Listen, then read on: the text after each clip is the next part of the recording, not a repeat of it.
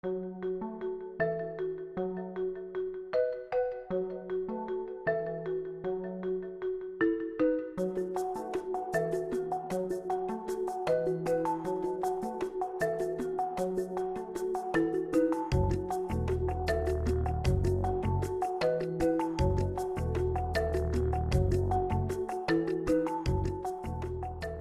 story of Europe has been very much a story of European countries coming together to face up to enormous crises.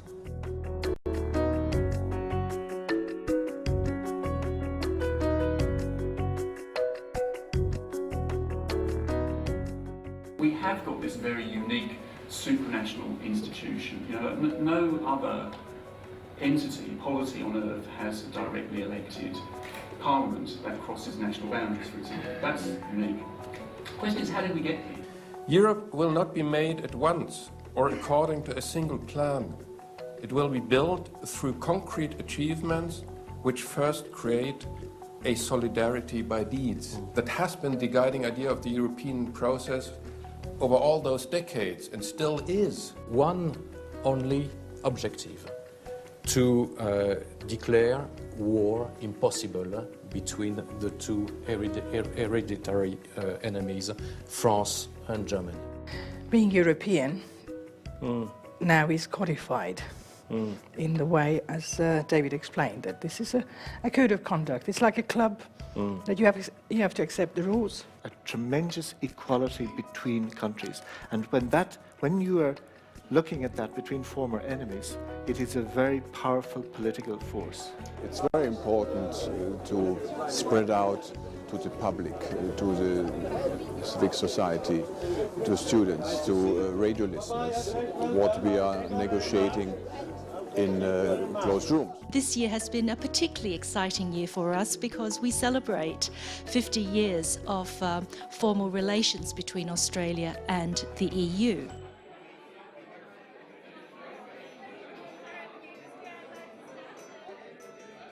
I suppose the question I'm really asking is, does the crisis pull the European countries closer together, or does it pull them apart?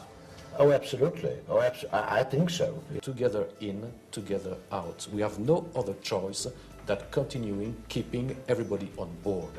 Europe was made in crisis, and I would even submit that Europe needs a good crisis. We absolutely prefer to have financial crisis than any other crisis. I would say our living standards improved tremendously. Even through now, you are going, as you know, through difficult times. Without the European solidarity at this moment, we would not be able to face with resilience and in a forward-looking manner the future. So you maintain a positive view of the euro despite what's happening in Greece? Yes, and I wouldn't say or stress there is this euro crisis that we always, or a lot of people are talking about. The whole European Union, starting from its concept to its structure, it was the whole evolution. The reason why member states of the European Union show the great degree of solidarity to others, such as Greece and the others, the reason why is because we're all in this together. We're all in the European internal market together, a market of 500 million people, where goods, people, capital, services flow freely. We have to remember too, I think, that the European project, as Europeans like to call it, it's about more than money. That it's, okay, these current difficulties are about money, but Europe itself is about a lot more than that. Europe is not going to lie down and die. That's we have shown, we are fighting, we are taking measures, which is obvious, it goes on all the time. The point why we haven't taken the euro when we came to the European Union was our feeling that mathematics behind it was not precise. We were proven correct. But even in that stage now we say, yes, we believe in euro will survive it, it will be a strong currency, and once it is, we will be so happy to have it. I share the both ambassadors' view that I think Europe will come through this, and it's clear that the objective is greater integration.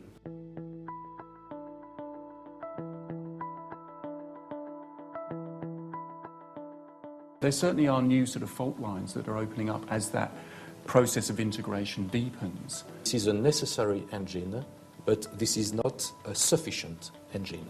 We need the others, and we need to convince the others and to get the others on board. The symbolism of the enlargement is huge, but it was not a gesture. I mean, the world changed in '89, and the European Union and the countries themselves rose to this incredibly difficult challenge of wedding themselves together in this democratic club. We are definitely better off as a member of the European Union for political reasons. You know, you would have invited me here today if Finland were not a European Union country. We are very much a recipient country, and we like it very much to be. So we cherish very much the idea of European citizenship, to work towards an idea to go beyond our national borders. I think it's also a question of generation. I mean, of the younger generation. I think they see themselves much more, I think, as Europeans. Well, for us, Czechs coming to European Union was basically mentally coming home. We always felt part of Europe. Historically, we have had the links. I should say, European civilizations have passed through Cyprus, and there was no doubt in our mind that we belong to Europe, we're parts of Europe, historically, culturally, and we are very, very happy to contribute towards this European structure. Short answer to that question is yes. That's yes to more Europe. Yes to more Europe.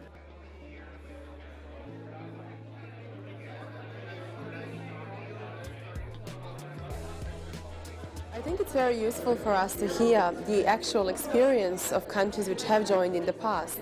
Often we do hear today about economic troubles of the European Union, but we do miss the historical background and context. I didn't realize we were as dependent on Europe as obviously we are. The European Union is based on values. It's freedom, democratic freedom, speech, movement, people, and capital. And that's all we wanted, is to be free, to have a fair go, as you say in Australia. And we all just wanted a fair go. A little like Mark Twain once famously said, the rumours about my death are grossly exaggerated. I think the same could be said of the EU and the Eurozone.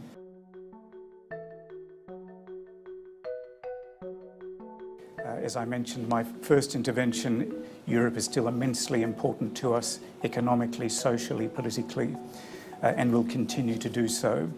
I think it's a mistake and perhaps misleading to give the impression that there's a choice. It's either Europe or the Asia-Pacific. Of course, the focus very much in Australia, as emphasised by the White Paper, is on the future economic relationships in Asia. But let's forget for a second just how important the European relationship is. Europe is not only the major economic and trade partner to Australia, but it's also the second largest donor for assistance programs in Asia and the Pacific. My personal view is that you do everything with Asia that we should be doing, and more, and the White Paper, in addition to dynamic Europe, in addition to maintaining a very strong embassy in Brussels, most notably with very senior embassy personnel there. Our relationship with Europe is just as crucial as our relationship with Asia, and our mutual interest in Asia is another sort of driving force for our relationship with the EU. We have a very long-standing historical relationship, but I think the relationship today continues to be a vital one and a relevant one to the 21st century. 1.5 million Australians have British passports, 1 million Australians visit Britain every year, and because of those people-to-people flows, there's a huge cultural connection. We play cricket. Occasionally Britain, occasionally England wins, usually Australia does. We laugh at the same jokes. We have very significant European communities, diasporas in Australia. We ought to be, I think, using them a bit more in terms of building the relationships with the countries of Europe. And that, I reckon, is a great opportunity for Australia. Canberra was one of the first 5 embassies that Malta opened in 1964. Australia accommodated a large number of Cypriot refugees. and they adopted Australia as their second home. The first naturalized Australian was from Slovakia, so we are proud for that, 1949, by the new law. There are deep ties of kinship that bind our countries, and the Irish people have been involved in Australia and have contributed importantly at political, social, cultural and economic levels, and continue to do so. Italian is the second, it's still the second more widespread language taught in schools after English. I mean, that's significant. I mean, it's really, probably we don't have an example like that in other places. We're like-minded in so many ways, and on the big global issues we find ourselves very close together. The relationship here between our countries, of course, you know, is very close, even closer now than just a few decades ago. I mean, with the royal marriage, I have to say that. Yes. Between the Danish Crown Prince and the the Australian-born. Our Mary. We can discuss that later. You know, When you look around the council table in Brussels, every single country that is there with exactly the same rights and on the same fundamental basis.